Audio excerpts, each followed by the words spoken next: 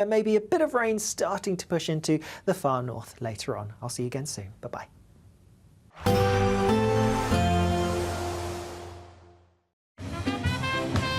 There will be a light breeze in the morning, leading to a warm front. Boxed heat pumps, sponsors of weather on GB News.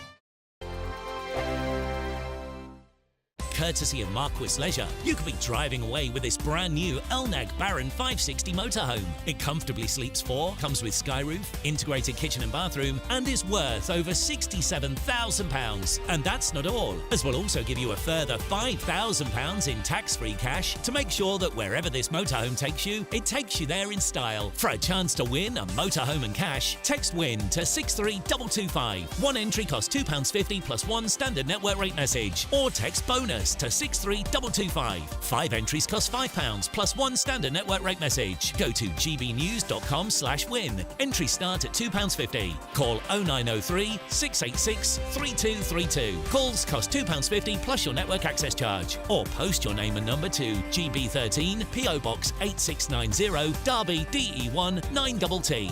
UK only. Entrance must be 18 or over. Lines close at 4 p.m. on the 6th of June. Please check the closing time if listening or watching on demand.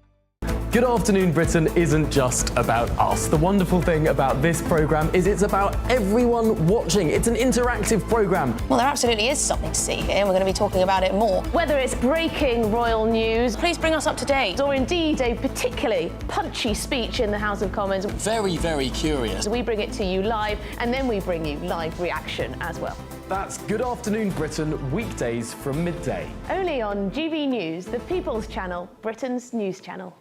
Westminster, the ultimate clique. And you're fighting like rats in a sack. But here on the Camilla Tominey Show, we ask the questions the establishment media is too scared to ask. OK, let me ask you a straight question, because I know you're a straight-talking politician. Whether it's net zero, illegal immigration or law and order, nothing is off limits. You had the power then. Yeah, as I And say, now you've lost it. That's the Camilla Tominey Show, a politics show that's fearless. But no, let me finish my question if you don't mind, because it is my show. Sundays at 9:30, only on GB News, the People's Channel, Britain's news channel.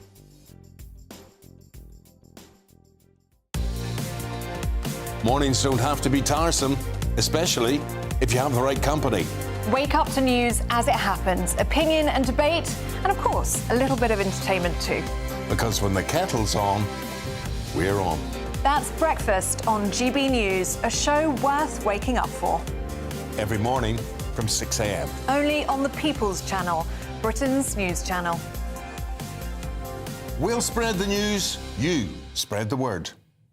We're proud to be GB News, the People's Channel. And as you know, we always love to hear your views. Now, there's a new way of getting in touch with us at gbnews.com/your say. By commenting, you can be part of a live conversation and join our GB News community. You can even talk to me, Bev Turner, or any of the members of the GB News family.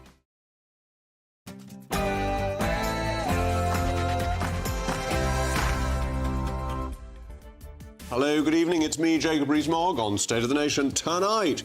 It's been another day of stock market turmoil. I'll be discussing tariffs and what Britain must do to protect its economy. The Prime Minister has watered down the government's green targets to protect Britain's car industry. Why not just scrap these ludicrous targets completely? I'll be joined by the former CEO of the Electric Vehicle Association. A women's pool tournament has been hit by controversy after the final was contested by 2 men, transgender players. I'll be joined by the one named as Sharon Davis. And finally, shocking new statistics show the true effect of Rachel Reeves, with one employee losing his job every 9 minutes. State of the Nation starts now.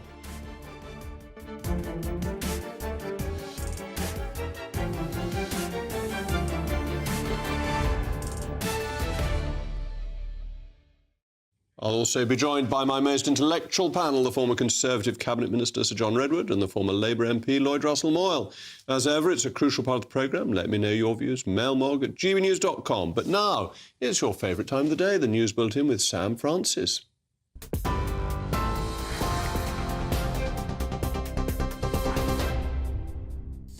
Jacob, thank you very much indeed. Just coming up to 2 minutes past 8. The top story, well, global markets have plunged today as Donald Trump is ramping up his trade war, threatening 50% tariffs now on China and slapping fresh duties on UK cars, steel and aluminium, among others. The FTSE 100 closed down more than 4%, while the pound fell sharply against the dollar. Speaking earlier at Jaguar Land Rover, Sir Keir Starmer called, though, for cool heads and vowed to fight for a deal with Washington. He also eased green car rules to help struggling manufacturers hit Trump's 25% auto tariff. But critics say he's not doing enough, with Kemi Badenoch accusing Labour of acting too late. In other news, a public inquiry is now underway into the Southport murders that shocked the nation last summer. Axel Rudakabana was jailed for at least 52 years for killing 3 young girls and trying to murder 10 others at a dance class. The probe will ask how he slipped through the cracks despite referrals to Prevent and 6 separate police call-outs. It's being led by top judge Sir Adrian Fulford and will hear evidence from 15 major bodies.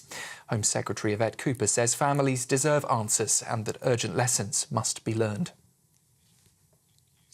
In Northern Ireland, people starting wildfires could face manslaughter charges. That's according to the Environment Minister there, as crews are continuing to battle more blazes after 150 in just 3 days. Andrew Muir called the fires catastrophic and urged the public to report anyone seen lighting them, warning they're risking lives, homes and nature. Fire commanders say most of the blazes were started deliberately and there is still an amber wildfire alert in place until at least the end of the week. The Kremlin says President Putin does support a ceasefire in Ukraine, but insists key questions must first be answered. Officials claim no one has provided Russia with clarity on a potential deal. And on the economy, Moscow is warning the outlook is very tense, with Russian authorities saying they're also watching oil prices very closely as market fears continue to grow. The King and Queen have arrived in Italy for a 4-day state visit, greeted by fighter jets over Rome and a red carpet welcome. Camilla said she was delighted to be there as Charles prepares to become the first British monarch to address both houses of Italy's parliament. The trip will include a black tie banquet on their 20th wedding anniversary and a joint flypast by the Red Arrows. But a planned visit to the Vatican has been cancelled as the Pope recovers from pneumonia. And Blondie drummer Clem Burke has died at the age of 70 following a private battle with cancer. He featured on all of the band's albums and was hailed as the heartbeat of Blondie by Debbie Harry and Chris Stein. He played also on hits like Heart of Glass, and One Way or Another, and performed with icons including Bob Dylan. Tributes have been pouring in from across the music world today, with Bryan Adams, Dave Stewart and Dave Davies remembering his spectacular drumming and his infectious enthusiasm. That's the news on GB News. I'll be back with you very shortly. Now, though, it's over to Jacob. For the very latest GB News direct to your smartphone, sign up to News Alerts by scanning the QR code or go to gbnews.com/alerts.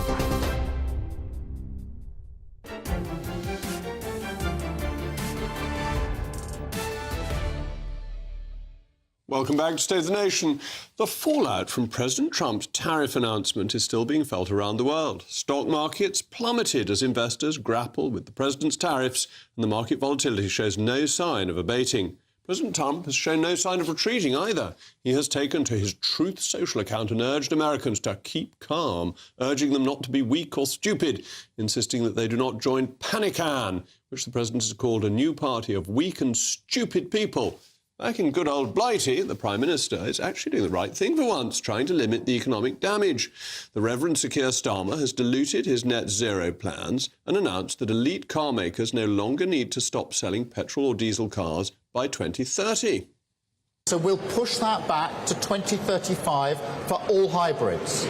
And that's a new step that we're taking, a new announcement today. And because we're not ideological about how we cut carbon emissions, we're also going to make sure that cleaner, efficient petrol cars sold before 2030 count towards your EV mandate.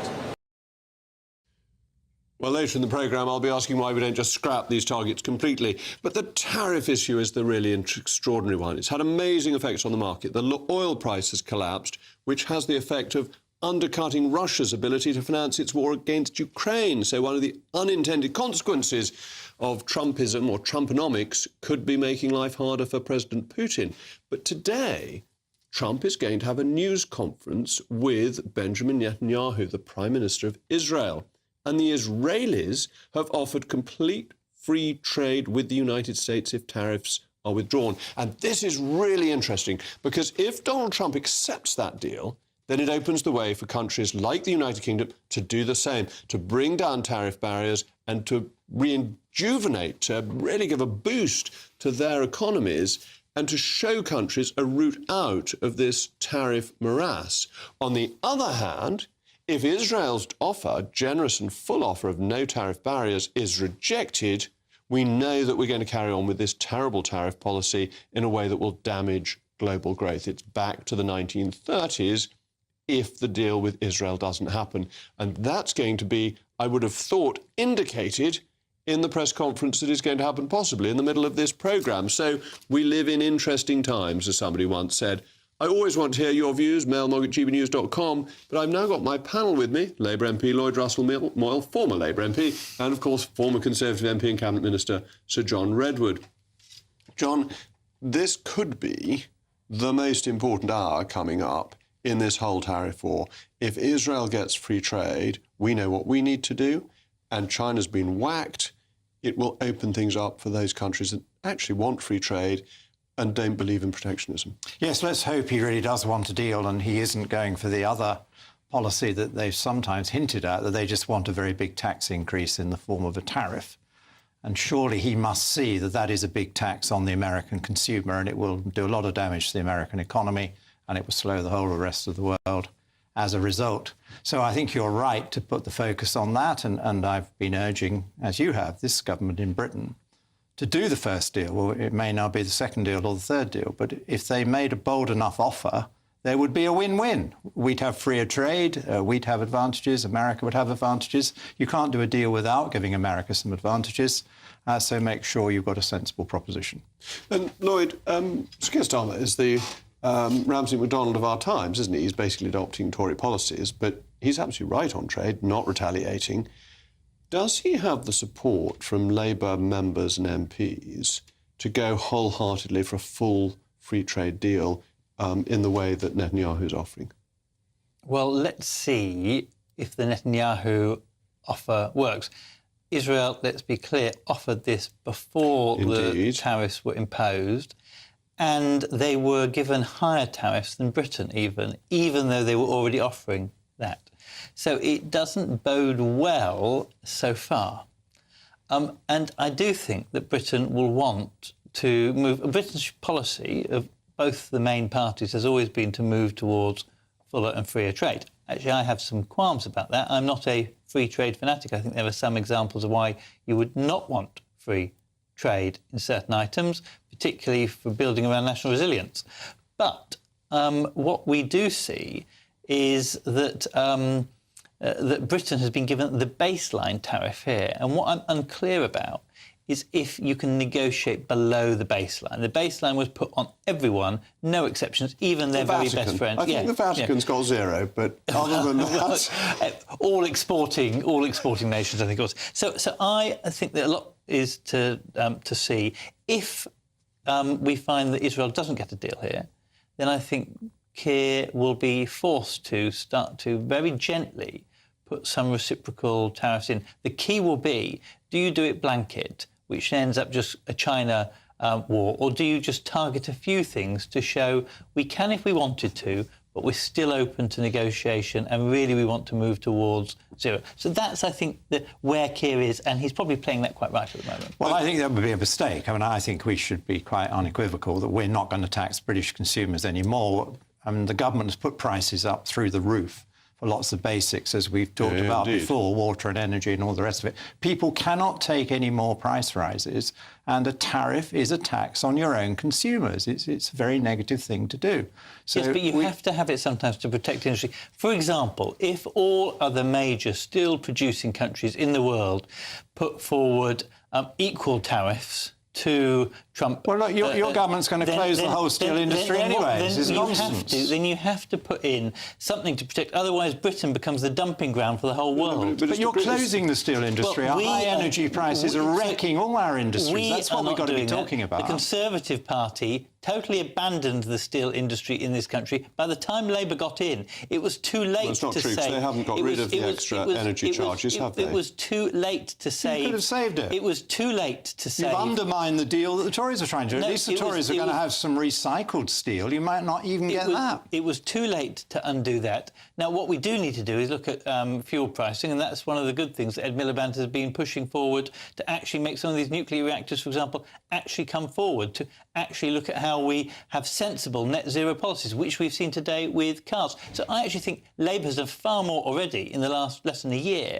than we saw in 14 years of Conservative government, where we had just decline. Well, no. The Labour policy on industry is to close the lot if it burns energy. I mean, close down the car factories, close down the steel industry, stop any investment in oil and gas. It's a complete deindustrialisation policy. And tariffs are not going to do nearly as much damage to Britain as the industrial policy of the Labour government. You are right. If you have an industrial policy, if you introduce effectively internal barriers, whether that be environmental protections or whether that be workers' protections, you do risk yourselves losing that industry. That's why my view is certain protections, like the carbon adjustment, border adjustment, CBAMs, are important tools. That's another big tariff. Important tools to ensure that when you improve your standards in your country, you don't export jobs. Because I think working people in this country are fed up with improving conditions and then seeing the jobs disappear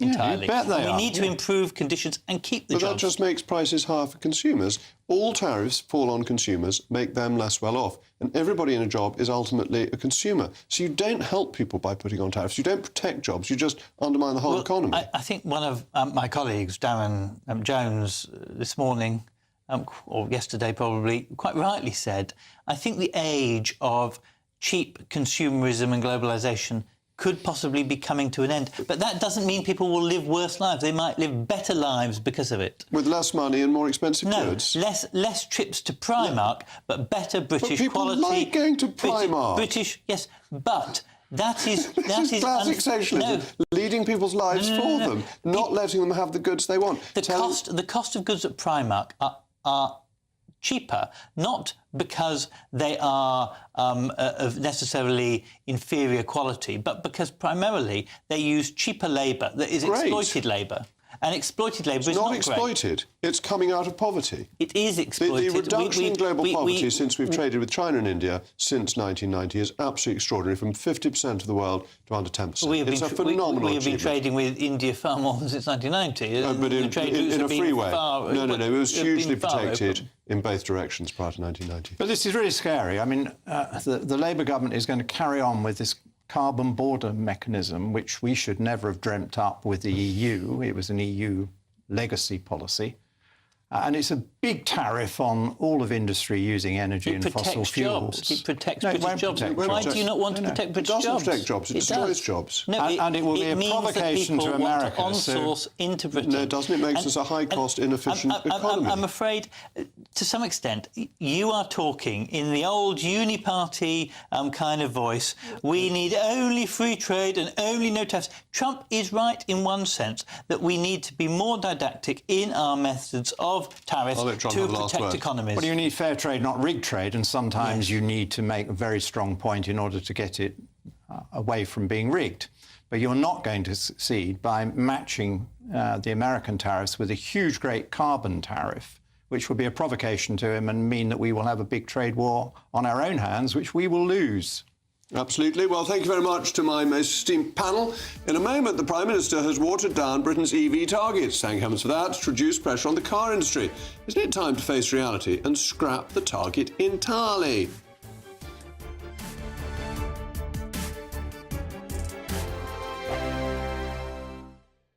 If you want your news to be straight talking, this is a nightmare for the Conservatives again. Down to earth, it's not just Nottingham where this is happening, is it? And most importantly, honest. Hard-working, middle-class taxpayers, they'll get their book thrown at them. Then catch me, Martin Daubney, Monday to Friday, 3 till 6 p.m. on GB News, Britain's news channel. Martin Daubney, weekdays from 3 p.m. I do think that there is extremities in how this has been approached. With, you can't eat kebabs anymore. The Climate Change Committee isn't talking about banning meat.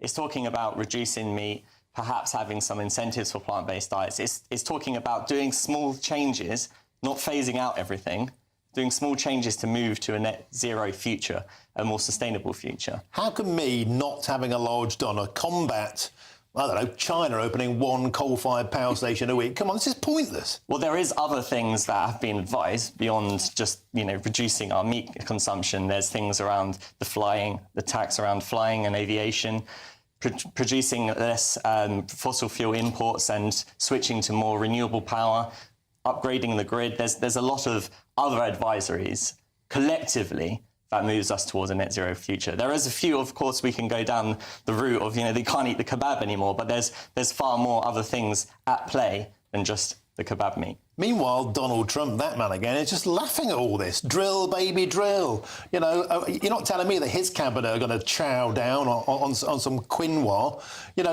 This is a red meat country leading the way, and if we had half a brain about us, we'd be drilling ourselves. I come from an energy industry background. I work for a data intelligence company, Mapstand, as well. And what we are seeing is that what's happening in America is actually quite short-term thinking. It's not long-term thinking. Whereas in places in China, you're seeing a lot of innovation and green innovation because there is a huge economic opportunity. Yeah, because they're selling it all to the West and polluting their atmosphere. We're offshoring our carbon footprint, and they're selling the solar panels back to us because we're the mugs. We're also able to be the producers and also change our own energy so that we can also compete. GB News, the People's Channel. Join me, Nana Akwe, for an informative, interactive news programme with a difference. It's fun. No, he didn't say that, Dave. I'm so surprised. I think there's an element of truth to that. Join me from 3 p.m. every weekend, only. We're proud to be GB News, the People's Channel. And as you know, we always love to hear your views. Now, there's a new way of getting in touch with us at gbnews.com/your say. By commenting, you can be part of a live conversation and join our GB.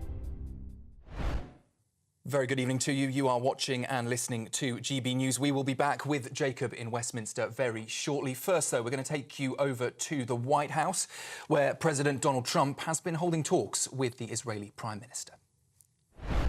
I think we've come up to some pretty good solutions and conclusions, and we'll be working a little bit after this, and then I assume you're going back home. Yes, sir. This is a quick stop, in and out, but we appreciate you being here, and we are a friend of Israel, as you know. I would say that I'm by far the best president that Israel has ever even thought of seeing, and it's an honor to be so, and to be so thought of. Many friends in Israel. They are not in an easy area. It doesn't go easy, but we are helping them. And likewise, they've been helping us very much. And so we'll see how it all works out. But we had great discussions today, I think, on the obvious subject of Iran and also the less obvious subject with respect to Israel, and that's trade. And I think the Prime Minister is going to tell you a little bit about trade and what they're doing for the United States. So I want to thank you all for being here. Thank you very much. And thank you. Benjamin, thank you very much. Thank you, Mr. President. Thank you, Donald. Thank you. Mr. President, I want to first thank you for inviting me again to the White House. You've been a remarkable friend of the State of Israel. You stand by us. You're standing with us. You are a great, great champion of our alliance.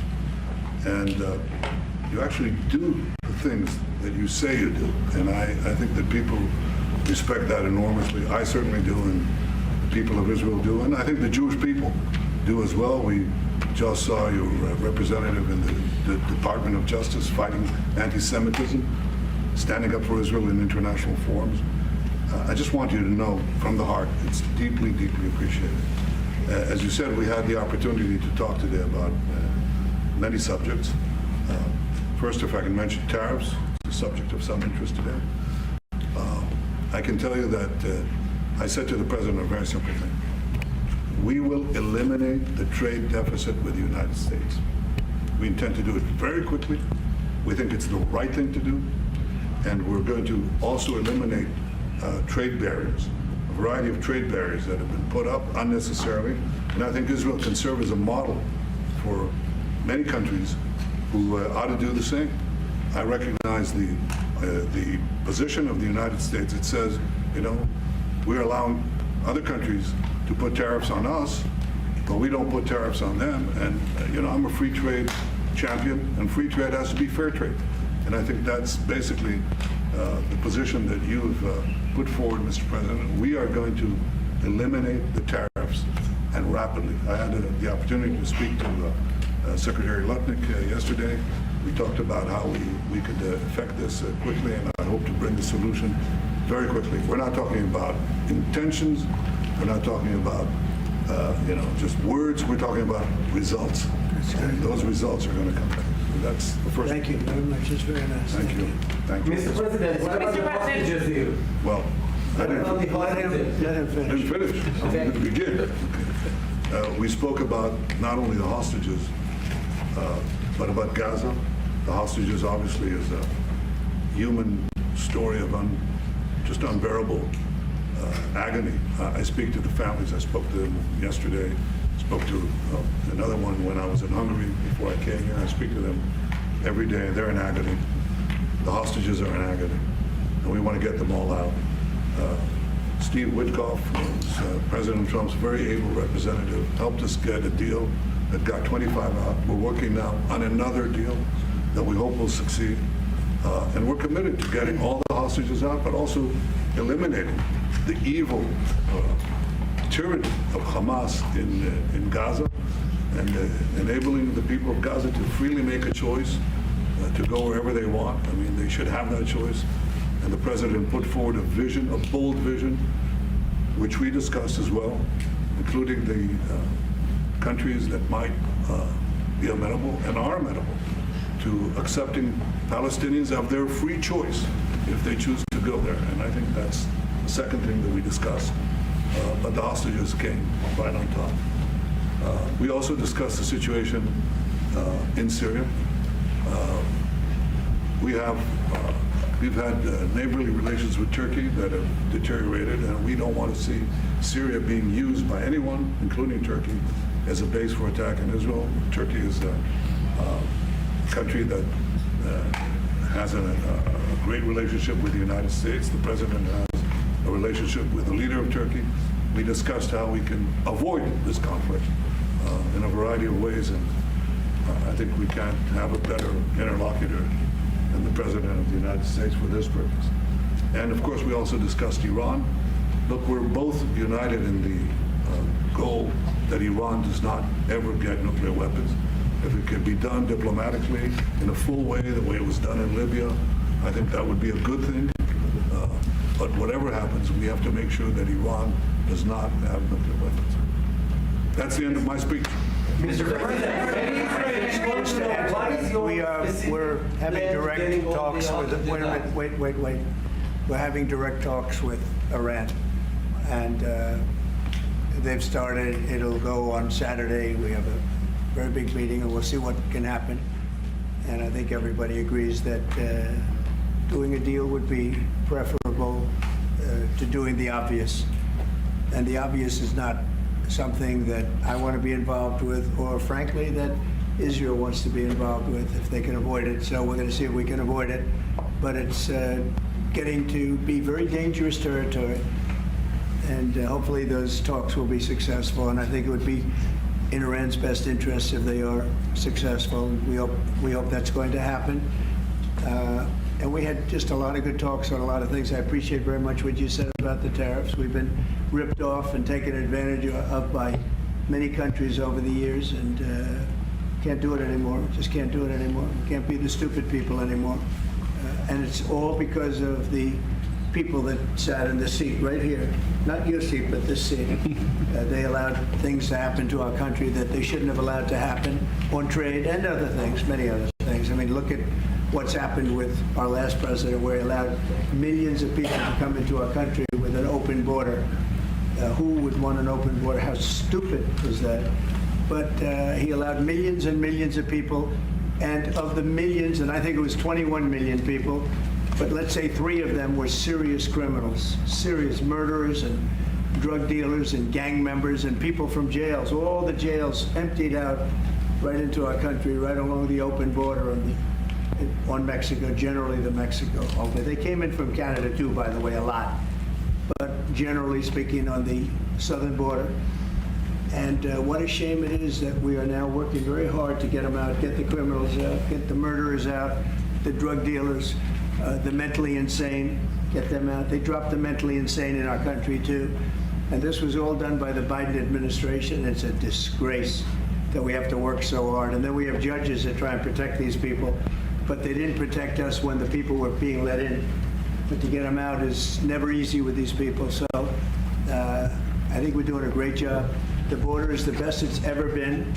It's even as strong as it was. I had a great, solid border. I think it might even be tougher right now and stronger. So people are coming into our country, but they're coming in legally. We have a legal process, and we have that moving along properly, because we need people to come into our country, but we want people that can love our country and cherish our country. So that's where we are. And with that, any questions? Mr. President, the European Union to the markets today, and would you be open to a pause in tariffs to allow for negotiations? Well, we're not looking at that. We have many, many countries that are coming to negotiate deals with us, and they're going to be fair deals. And in certain cases, they're going to be paying substantial tariffs.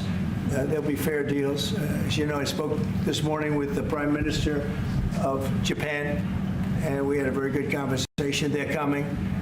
And I said, one thing, you're going to have to open up your country, because we sold no cars, like 0 cars in Japan, and they sold millions of cars into our country.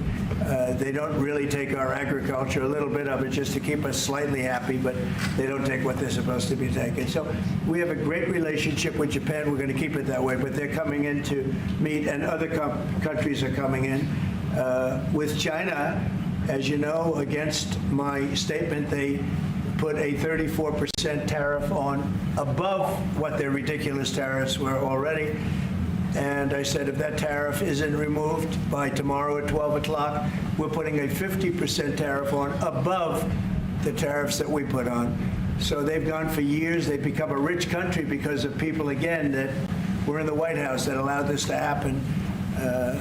Hundreds of billions of dollars a year they'd make on us on trade, and it shouldn't be that way. And I have a great relationship with President Xi. I hope it's going to stay that way. I have great respect for China. But they can't do this with just, we're going to have one shot at this, and no other president's going to do this, what I'm doing. And I'll tell you what, it's an honor to do it, because we have been just destroyed, what they've done to our system. You know, we have $36 trillion of debt for a reason. And the reason is that people allowed it to get that way. So we'll be talking to China. We'll be talking to a lot of different countries. And I think, you know, if we can make a really fair deal and a good deal for the United States, not a good deal for others. This is America first. It's now America first. And we didn't put America first. We put America last. The people that were in the Oval Office put America last, and we're not going to stand for it. Yeah.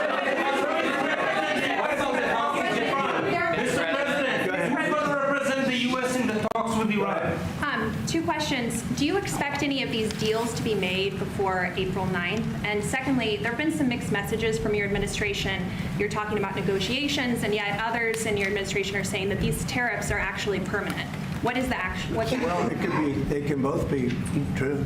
There can be permanent tariffs, and there can also be negotiations, because there are things that we need beyond tariffs. We need open borders. You know, we almost had a deal with China where we're going to open up China. It was almost done. Some of you remember it during my first term, and it was very disappointing. We ended up making a great deal. $50 billion worth of product was sold. $50 billion. You'd like that in Israel.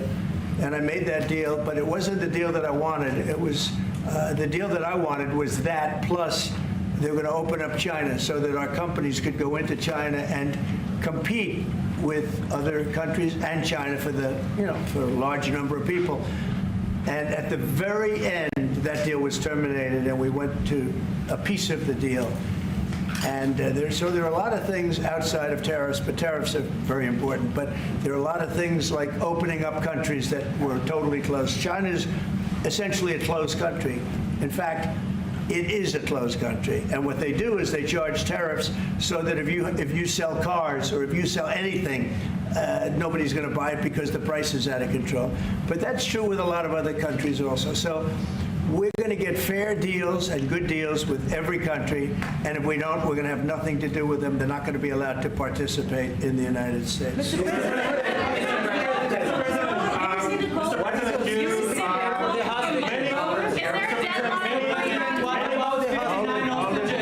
Mr. President, many of time.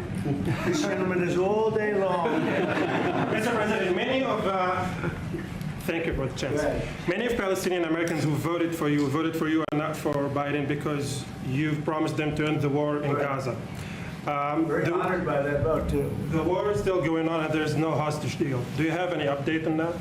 Well, I'd like to see the war stop, and I think the war will stop at some point that won't be in the too distant future. Right now we have a problem with hostages. We're trying to get the hostages out. We got quite a few of them out, but it's a long process. It shouldn't be that long. We have a big problem that we've done. I think I'll ask Pete to maybe talk about it for a second, because a lot of people are asking. The Houthis, we've been very tough and very successful militarily. We've really damaged them badly. These were people shooting down ships and other things, by the way, flying objects like airplanes.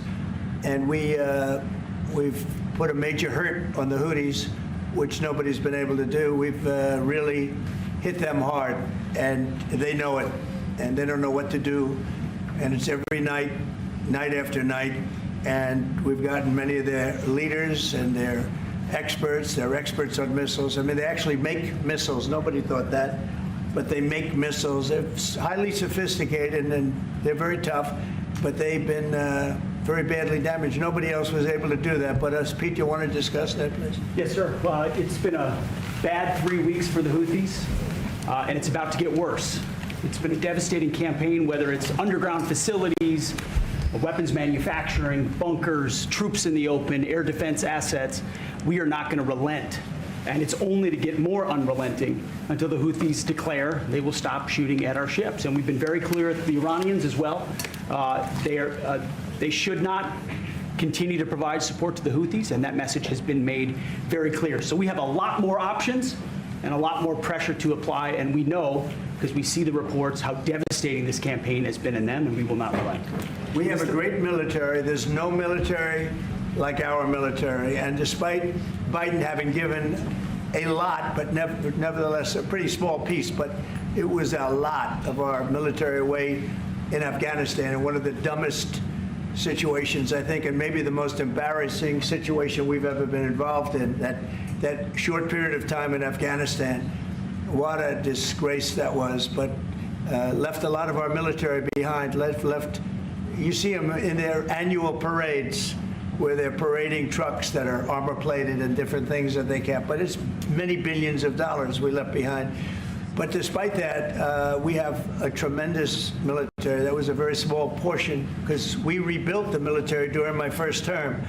And we have great things happening with our military. We also essentially approved a budget, which is in the facility, you'll like to hear this, of $1 trillion, $1 trillion, and nobody's seen anything like it. We have to build our military, and we're very cost conscious, but the military is something that we have to build, and we have to be strong because you got a lot of bad forces out there now. So we're going to be approving a budget, and I'm proud to say, actually, the biggest one we've ever done for the military. We're cutting other things that were under DOGE, but under a lot of other. When you look at a woman getting $2 billion for environmental, and it had nothing to do with environmental, and they had $100 in the bank, and they give her $2 billion. Many of those cases, all that stuff is going to be cut out, but we are getting a very, very powerful military. We have things under order now, the likes of which we've never had before. We've never had the kind of aircraft, the kind of missiles, anything that we have ordered. And it's in many ways too bad that we have to do it, because hopefully we're not going to have to use it. But the military is very, very powerful, and it's going to remain that way. How do you... Mr. President, please. Yes, please. Thank you, Mr. President. I want to ask you about Iran, because this is the first time we hear that the U.S. is having a direct contact with the Iranians. Is it possible to give us some more information at what level the U.S. is represented? High level, very high level. And we're dealing with the Iranians. We have a very big meeting on Saturday, and we're dealing with them directly. You know, a lot of people say, oh, maybe you're going through surrogates, or you're not dealing directly, you're dealing through other countries. No, we're dealing with them directly, and maybe a deal is going to be made. That would be great. It'll be really great for Iran, I can tell you that. But hopefully, we're not going to have to get into that. We are meeting very importantly on Saturday at almost the highest level, and we'll see how it works out. Please. How do you ensure, Mr. President, that these tariffs don't drive U.S. trading partners into the hands of the Chinese? I'm not worried about it. I'm not worried about it. If they want to be in the hands of the U.S., they don't want to be in the hands of the Chinese. And the Chinese have turned out to be really not very good at that. People that are with us, they're with us. But we cannot be taken advantage of any longer. I used to watch these deals for years. I've been talking about it for years. You know, I've been talking about it for 35 years, how our country is being ripped off. I mean, 30 years ago it was Japan, then it was something else, then it was another group, then it was China. China's doing the best job of it, frankly. And it's just not going to happen. Not going to happen. Mr. President, you said the EU has said that they have offered 0 for 0 tariffs on cars and industrial goods. Is that not enough? Well, the EU, no, it's not. The EU has been very tough over the years. I always say it was formed to really do damage to the United States in trade. That's the reason it was formed. It was formed with all of the countries from Europe, I guess most of them, not all of them, but most of them. And they formed together to create a little bit of a monopoly situation, to create a unified force against the United States for trade. So they have NATO, which is largely the same countries, and they took advantage of us dollar-wise and militarily until I got there. You know, I was able to get $600 billion from NATO, where they paid NATO because most of these nations weren't even paying. We were paying for NATO, so we're paying them to guard them militarily, and they're screwing us on trade. So that's not a good combination. So now it's really turned around. It's the opposite, and the European Union's been very bad to us. They don't take our cars, like Japan in that sense. They don't take our agricultural product. They don't take anything practically. And yet they send millions of cars in a year, Mercedes-Benz, Volkswagen, BMWs. They're sending millions and millions of cars into the U.S., but we don't have a car that's been sold to the European Union or other places, but let's go for the European Union. And it's not going to be that way. It's got to be fair and reciprocal. It's got to be fair. It's not fair. We have a deficit with the European Union of $350 billion. And it's going to disappear fast. And one of the reasons and one of the ways that that can disappear easily and quickly is they're going to have to buy our energy from us because they need it. They're going to have to buy it from us. They can buy it. We can knock off $350 billion in 1 week. They have to buy and commit to buy a like amount of energy. And we have that. You know, we have more energy than any country in the world. I don't know if you know that. He knows everything, but the one thing he may not know, we have more energy than any country in the world. We have more of every kind of energy, every form of energy, from oil and gas to coal. And people talk about, I call it beautiful, clean coal. As you know, Germany is opening up a coal plant a week. They tried the windmills and it didn't work. They tried all the other solutions and they were ready to go out of business. Now they're doing a coal plant a week. China is now up to 2 coal plants. They're opening 2 major coal plants every single week in China, all over China, and then we're not allowed to use coal. Well, we have clean, beautiful coal more than anybody else. We have oil and gas more than anybody else. We have the most energy of any country in the world, including Saudi Arabia, including everybody, by a lot. And I took it to #1. We were #3, and I took it to #1 during my administration. And the reason that we were hurt so badly and the reason that we went into such incredible inflation during Biden is energy. It was also their bad spending, but energy, because they played around with this incredible thing that we had built, this administration had built, and the energy costs went through the roof. And when that went up, everything else followed. Now, if you look at what's happening, you got to see this today. I said we're going to try and get groceries down, right? An old-fashioned term, but a beautiful term. Eggs. So when I got in, the press went absolutely crazy the first week. They said, eggs have quadrupled in price. I said, I just got here. Tell me about it. And Brooke Rollins and our team did a great job, and eggs are down now 79%, and they're all over the place. And this was a problem that somebody else would have taken a long time to cure. We have energy is down. We have interest rates are down. We have groceries, meaning food is down. We have everything is down at levels that nobody ever thought possible. Energy looks like it's going to be in the $2.50 a gallon range, and maybe below that for a car. So for gasoline. So we're really doing amazing. I mean, we're cutting prices because prices got so high people couldn't live. I mean, the prices for groceries, the prices for standard groceries, standard things were going through the roof. They couldn't live, and now those prices are coming down. So call them groceries, but that's down, energy's down, and interest rates are down. Everything's down. And the interest rates, the beauty there is when we refinance debt, you know, debt's become such a big factor in this country. We're going to start paying debt off with tariffs and other things, but it's such a big factor because the interest rate's so high. Well, now that's coming way down, so our budget's going to look a lot better because interest costs are way down. And I guess I've done that. Many Israelis are watching you now on live show. What is your specific way of getting the hostages out from the horrific captivity? We are trying very hard to get the hostages out. We're looking at another ceasefire. We'll see what happens. But we want to get the hostages out. The Israeli people want the hostages out more than anything. They want the hostages out. This man is working very hard with us to do that. I mean, I don't know. I hope he's being appreciated because he's been a great leader. He's working very, very hard on the hostages and many other things. And there are plenty of things you have to work on. It's a tough place in the world. I have a good partner. Yeah, you do have a good partner, and so do we. We're working very hard on the hostages.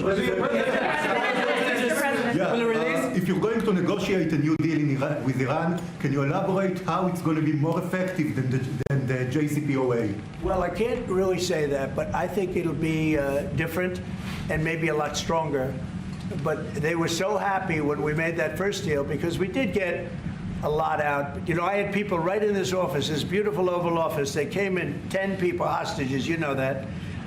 And I said to them, so how was it? And the stories they told me, I mean, as an example, I said to them, was there any sign of love? You were there, 10 people. It's only 10, but it's pretty representative. Did the Hamas show any signs of, like, help or liking you? Did they wink at you? Did they give you a piece of bread extra? Did they give you a meal on the side, like, you know, you think of doing? Like what happened in Germany, what happened elsewhere. People would try and help people that were in unbelievable distress. They said no. I said, all of them. I said, did they ever wink at you like, you'll be okay? You're going to be okay? No, they didn't do that. They'd slap us. The hatred is unbelievable. And the lives, you know, they lived in a pipe, not really a tunnel, it was a pipe.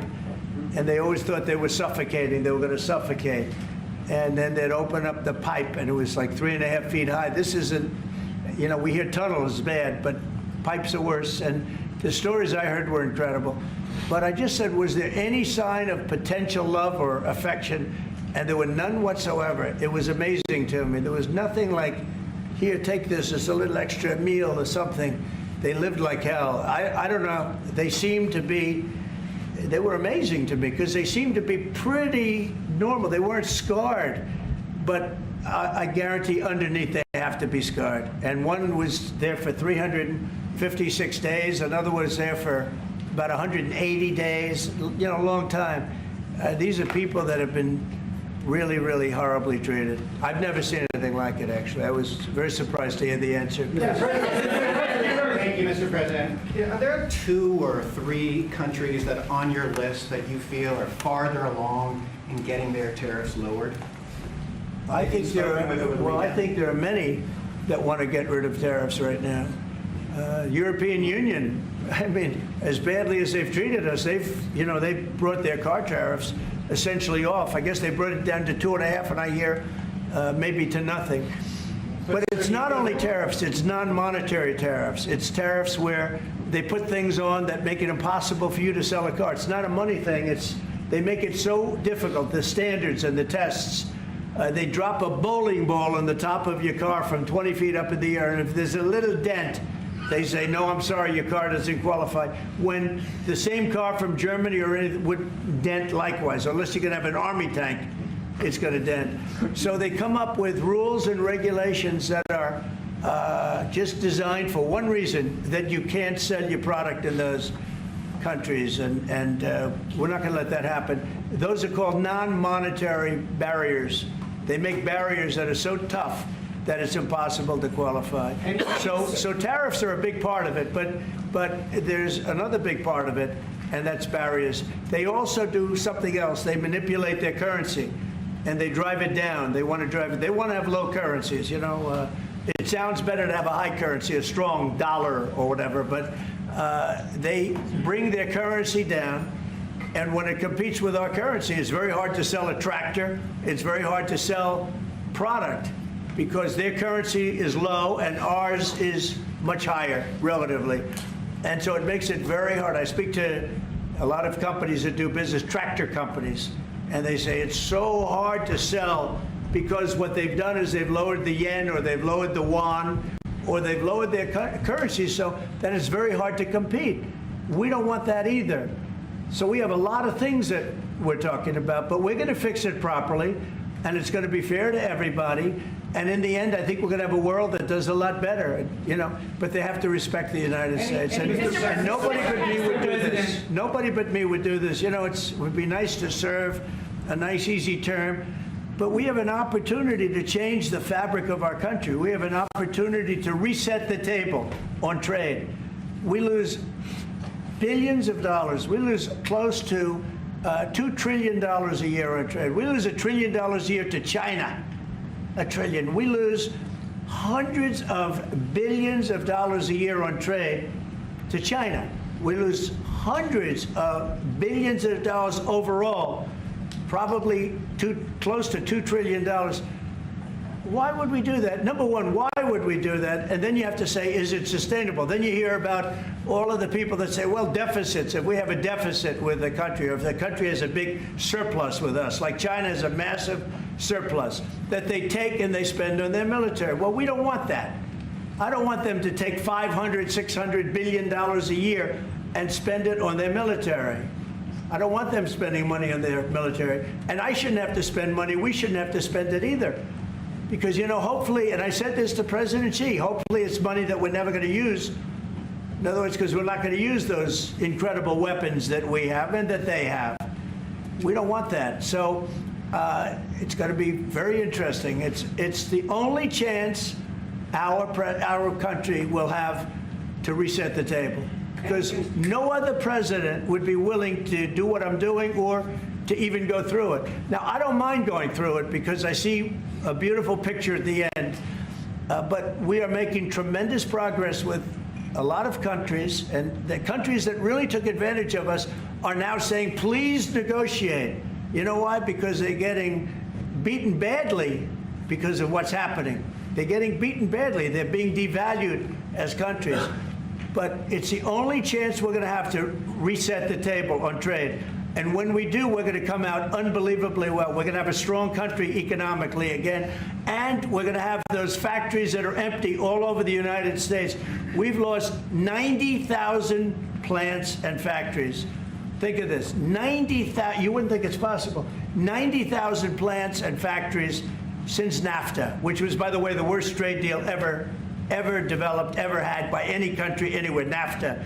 And I terminated NAFTA. Everybody said it would be impossible. And I terminated it through Congress. We terminated it. You had to get it through Congress. It was a trap. It was a horrible thing. And we got it done. And we went to the USMCA, which was much better. The problem is they cheat. They cheat like crazy. Canada cheats. Mexico cheats. Just one of those things. But we are resetting a table, and we're going to have great trade. And we're going to have a very strong country. Our country is going to be at a level that has maybe never been, or maybe, you know, our country was the strongest, believe it or not, from 1870 to 1913. You know why? It was all tariff-based. We had no income tax. Then in 1913, some genius came up with the idea of let's charge the people of our country, not foreign countries that are ripping off our country.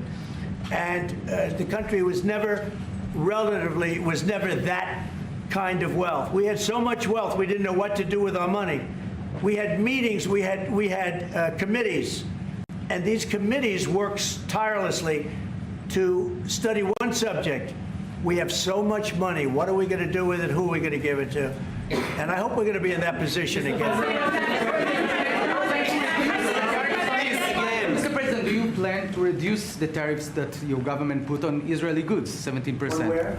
On Israeli goods, the 17%. Do you plan Well, to we're reduce talking about a whole new trade. Maybe not. Maybe not. Don't forget, we help Israel a lot. You know, we give Israel $4 billion a year. That's a lot. Congratulations, by the way. That's pretty good. But we give Israel billions of dollars a year. Billions. It's one of the highest of, and we give a lot of countries money. You wouldn't believe if I said we give Afghanistan a lot of money, didn't it? Because that was a Biden deal, another Biden deal. Not only did he embarrass us with that, but they give them billions of dollars, Afghanistan, right? So, but no, we take good care of our friends, and we don't take care of our enemies. We're not taking care of our enemies anymore, but we do take care of our friends. Thanks, Reverend, for the Times of Israel. The IDF is fighting again in the Gaza Strip. I myself might be called up in a month. Do you think that's the way to pressure Hamas to get to a deal? And do you think blocking humanitarian aid is also an effective pressure tactic? Well, you know how I feel about the Gaza Strip. I think it's an incredible piece of important real estate, and I think it's something that we would be involved in, but you know, having a peace force like the United States there, controlling and owning the Gaza Strip would be a good thing. Because right now, all it is for years and years, all I hear about is killing and Hamas and problems. And if you take the people, the Palestinians, and move them around to different countries, and you have plenty of countries that will do that, and you really have a freedom zone. You call it the freedom zone, a free zone, a zone where people aren't going to be killed every day. That's a hell of a place.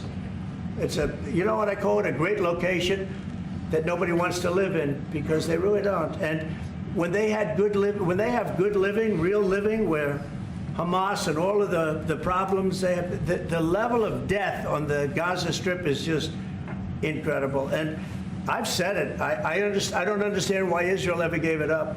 Israel owned it. It wasn't this man, so I can say it. He wouldn't have given it up. I know him very well. There's no way. They took oceanfront property and they gave it to people for peace. How did that work out? Not good. Is the immigration, sorry, Mr. President, is the immigration plan still on the agenda? Which immigration? From Gaza. From Gaza. All it is a concept that I had that I think is good, and now people are copying it. You know, maybe you want to tell people are talking about the Trump plan. Gee, why don't we do that? Would you like to answer that question? I think what the president talked about is, first of all, to give people a choice. You know, Gazans were closed in. And every other place, including in arenas of battle, I mean, whether it's Ukraine or Syria or any other place, people could leave. Gaza was the only place where they locked them in. We didn't lock them in. They're locked in. And what is wrong with giving people a choice? Now, we've been talking, including over lunch, about some countries, I won't go into them right now, that are saying, you know, if Gazans want to leave, we want to take them in. And I think this is the right thing to do. If you give, you know, it's going to take years to rebuild Gaza. In the meantime, people can have an option. The president has a vision. Countries are responding to that vision. We're working on it. I hope we'll have good news for you. I will say people really do love that vision.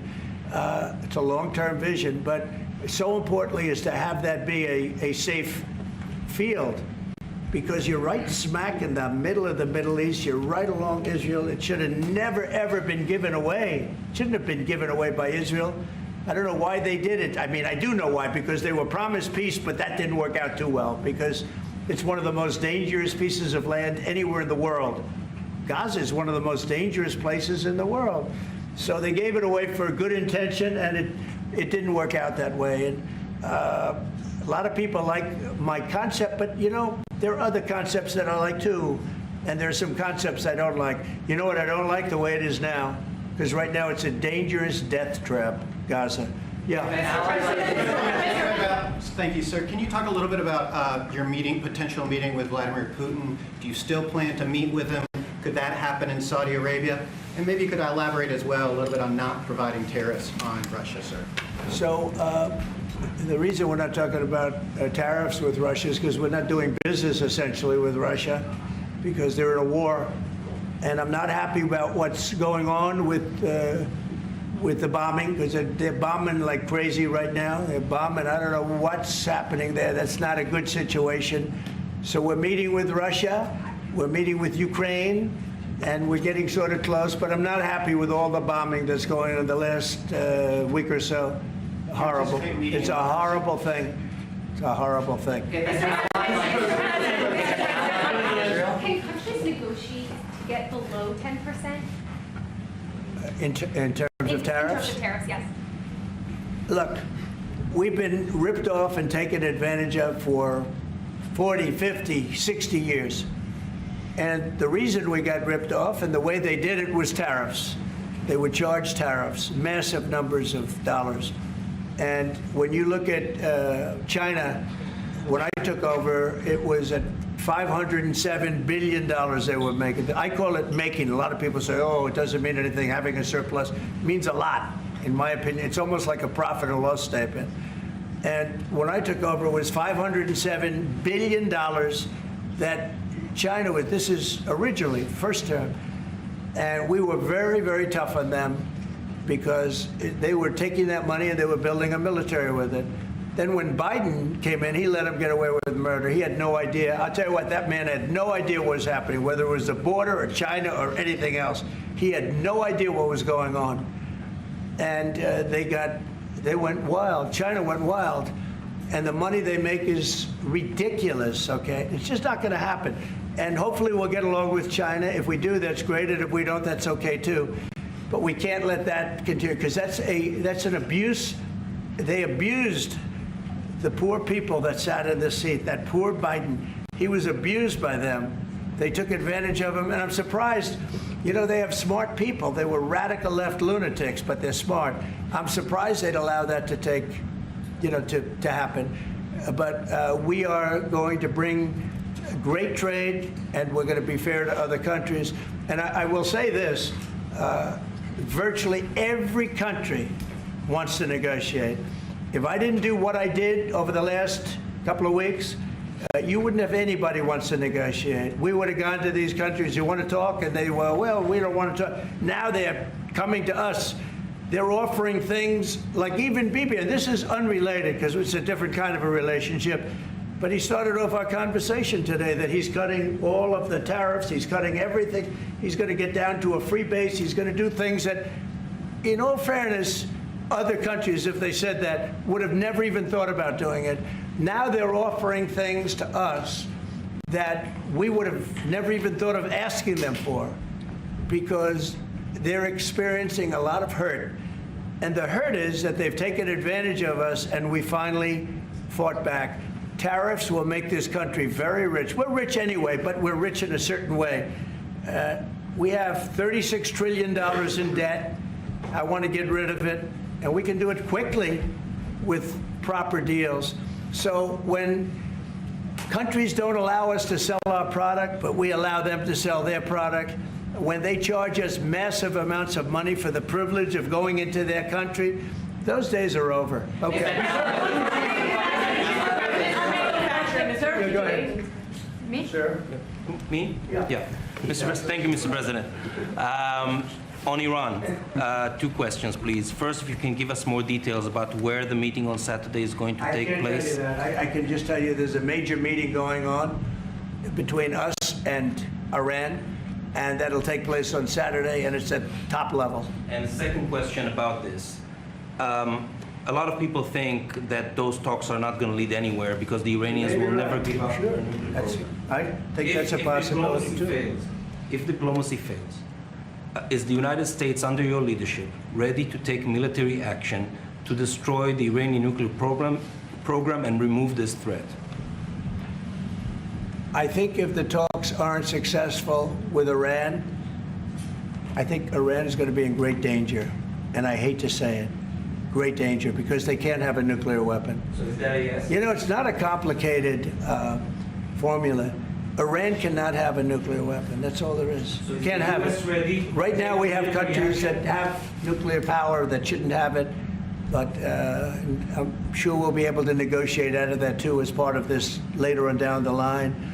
But Iran cannot have a nuclear weapon, and if the talks aren't successful, I actually think it'll be a very bad day for Iran if that's the case. Yeah. Mr. President, on manufacturing, Mr. President. Mr. President, was October 7th the death blow of the two-state solution, and would you consider classifying the Palestinian Authority as a terrorist organization for its continued pay-for-slay terror financing payments? So October 7th was a horrible day that some people, they deny it. Now, I can't believe they deny it from the standpoint of it. They do it because they think it's good politically. But October, I've seen the tapes. I've seen things that you don't want to see. October 7th was a horrible day, and it will go down as one of the really bad days in the history of the world. It was a horrible, horrible thing that happened. And they grabbed some of these people. I'll give you an example. When I was with the 10 hostages a few weeks ago, I said, so how many are there? 59. I said, oh, so 59, so we can get 59. They sort of knew the territory pretty good. And I said, how are they doing? They said, well, only 24 are living, the rest are dead. And these are young people largely. Young people don't die. You know, young people have an amazing ability to live. They can live through horrible things, but these are young people. And when they said that 24 are living and the rest are dead, and, you know, I've had parents come up, Israeli parents, largely. We have some Americans, and I guess we have one left, Alex. We have the one left. But I've had Israeli parents come up to me at events and say, my son is there. I said, well, how's he doing? Well, he's dead. But would you do me the biggest favor ever? Could you bring his body back home? They talked about a young dead boy and a young dead girl like they were living. And that could have something to do with religion. That could have something to do with, I guess maybe any parent would be, but I was surprised. And they said, sir, my son is dead.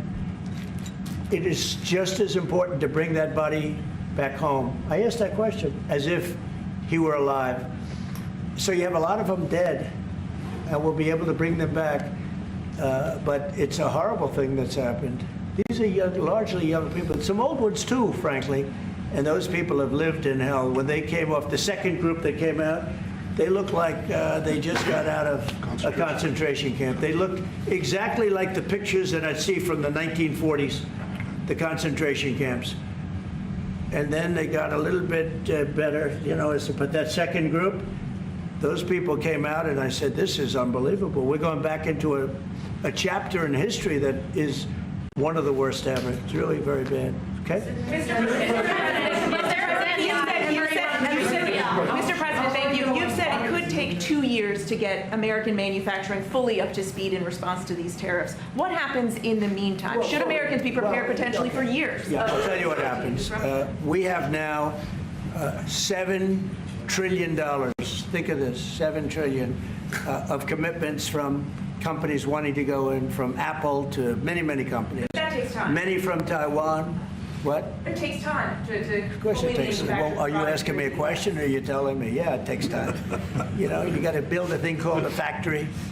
You have to build your energy. You have to do a lot of things. I'm giving them energy. You know, we're going to let them build their own power plants. They'll be their own. Essentially, they're going to be in charge of the power plant because our power is not reliable enough. You have a grid that's old and susceptible to a lot of things, including bombing and weather and a lot of other things. And we're going to give them record timing in terms of approvals of electric plants. Most of them want to build electric plants. We need massive amounts of electricity if we're going to compete with China and others. And interestingly, we're way ahead right now in the AI race with China. But the way we lose that race is if we can't give them electric. But we have more plants being built. We have everything. We're doing so great. And we want to keep it that way. And tariffs will be an important part of it. But one of the other things, Lee Zeldin's doing a fantastic job, head of environmental protection. And he's doing very rapid approvals for people to get, for big companies that are going to build a plant that's going to cost billions of dollars. And we're going to get them their approvals. They have to be environmentally perfect, everything good, but they're going to be in record time, a matter of months versus a matter of many, many years. Okay? But in the meantime, Lisa Rosowski from Haaretz. Turkey claims it will stabilize the situation in Syria. Turkey? Yeah. Israel doesn't want Turkey to influence it in Syria. What do you think? Do you think Turkey's influence in Syria can actually make it a better, more peaceful country, or vice versa? Well, I have great relations with a man named Erdogan. Have you heard of him? Yeah. And I happen to like him, and he likes me, and I know the press will get very angry. He likes Erdogan, but I do, and he likes me, and we've never had a problem, and we've gone through a lot, and we've never had a problem. We've always got, as you remember, we got our minister back from Turkey. You remember that? And this was a big deal at the time. And we got him back. And I told the prime minister, I said, just, Bibi, if you have a problem with Turkey, I really think I'm going to be able to work it out. You know, I have a very, very good relationship with Turkey and with their leader. And I think we'll be able to work it out. So I hope that's not going to be a problem. I don't think it will be a problem. Now, with that being said, I believe it was Turkey, and I said that to him. I said it. I said, congratulations. You've done what nobody's been able to do in 2,000 years. You've taken over Syria with different names, but same thing. I said, you've taken it over. He's taken it over through surrogates. He goes, no, it was not me. I said, it was you, but that's okay. You don't have to say, well, sort of maybe it was me, okay. But what he did, he said, look, he's a tough guy, and he's very smart, and he did something that nobody was able to